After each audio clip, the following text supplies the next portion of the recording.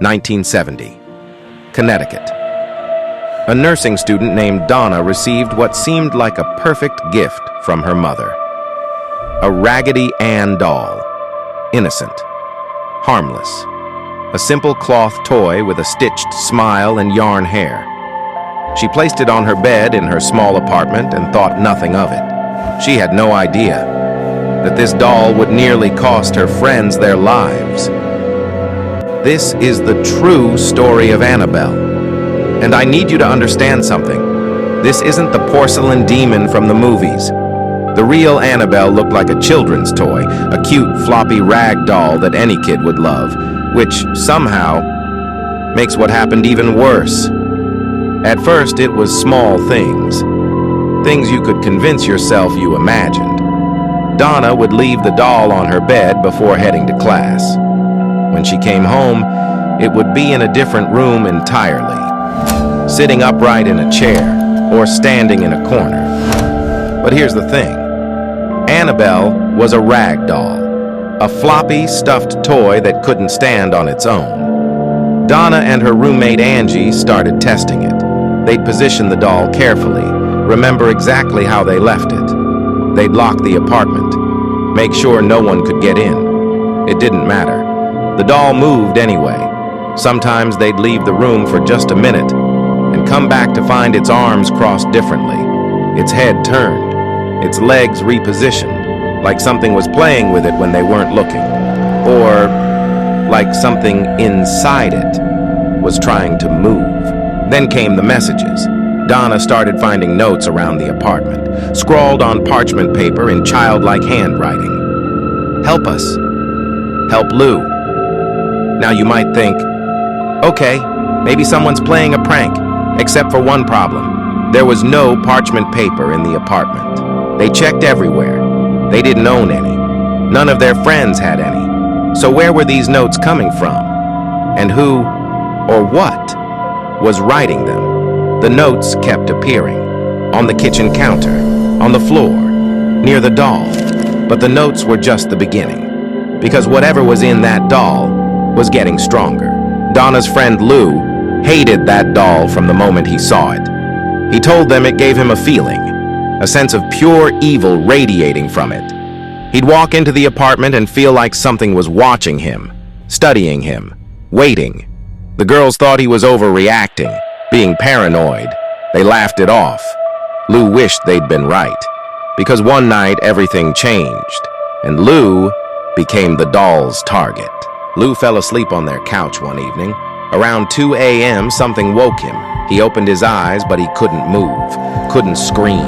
His entire body was paralyzed, and that's when he saw it, the doll, sitting across the room in a chair, watching him. Then it moved. Not like it was being carried, not like someone was pulling strings. It moved on its own. Lou watched in frozen terror as the doll slid off the chair, hit the floor, and began crawling toward him. Those cloth arms, pulling it forward, inch by inch, getting closer. It reached the couch and started climbing, up his leg, onto his chest. He could feel the weight of it pressing down on him, crushing his lungs. The doll's face came within inches of his own, those button eyes staring into his soul. He couldn't breathe. His vision started to fade, and then everything went black.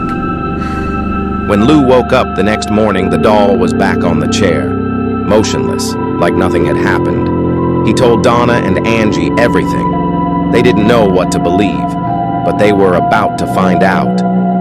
Lou was telling the truth. A few days later, Lou was back at the apartment with Angie. Donna was at work.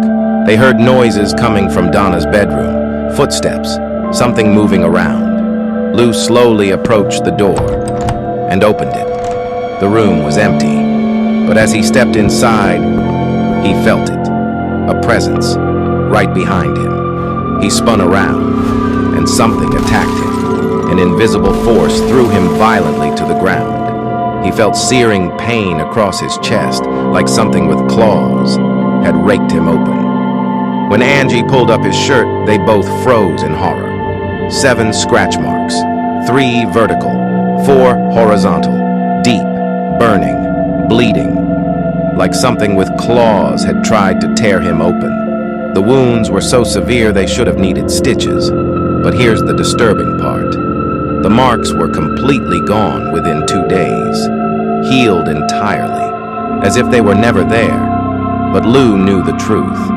Whatever was in that doll wanted him dead. Terrified and desperate, the girls contacted a medium. They needed answers. During the séance, the medium claimed to make contact with the spirit inhabiting the doll.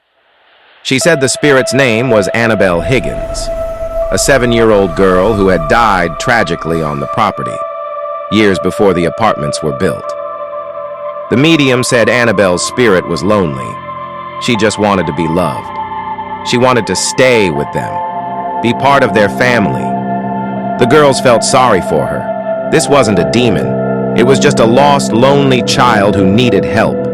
So they said yes, Annabelle could stay with them. That was their biggest mistake, because the moment they gave it permission, the activity became violent.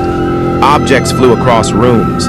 They'd wake up to the doll in their beds, lying next to them. The thing they invited in was no child. Finally, Donna contacted Ed and Lorraine Warren, demonologists who investigated paranormal cases across the country. The moment Lorraine Warren touched the doll, she recoiled. She knew immediately what they were dealing with. Ed explained the horrifying truth. There was no spirit of a little girl named Annabelle Higgins. That was a lie, a manipulation. See, demons can't possess objects, but they can manipulate them, and they're intelligent. They pretend to be innocent spirits, lost children, sad souls, anything to gain your sympathy, your trust, your permission. Once you invite them in, they become powerful enough to possess a human being. That was the demon's goal. It wanted to possess one of them. A priest came to perform a blessing on the apartment. As he left, he mocked the doll, saying it was all nonsense and couldn't hurt anyone. Big mistake. On the drive home, his brakes suddenly failed on the highway. He nearly died in a crash. He called Ed Warren in a panic, and Ed told him to bless his car with holy water. The moment he did, the car started working perfectly again. The Warrens decided to take the doll to their occult museum in Monroe, Connecticut, where it could be contained. But the demon wasn't going quietly. During the drive, their car's engine kept stalling. The power steering would fail on sharp turns, like something was trying to cause a crash and kill them. Ed kept the doll in the back seat, and every time something went wrong, he'd reach back and splash it with holy water. They barely made it home alive. The doll fought them the entire way. Today, Annabelle sits in a locked glass case at the Warren Occult Museum. There's a sign on the case that reads, "Warning, do not open." But not everyone took the warning seriously. A young man visiting the museum mocked the doll. He banged on the glass and laughed, saying, "You can't hurt anyone, you're just a doll." Ed Warren told him to leave immediately. On his motorcycle ride home, he lost control and crashed. His girlfriend survived. He died. Lorraine Warren, who passed away in 2019, claimed until her death that the doll still moves inside the case, that you can see it shift positions.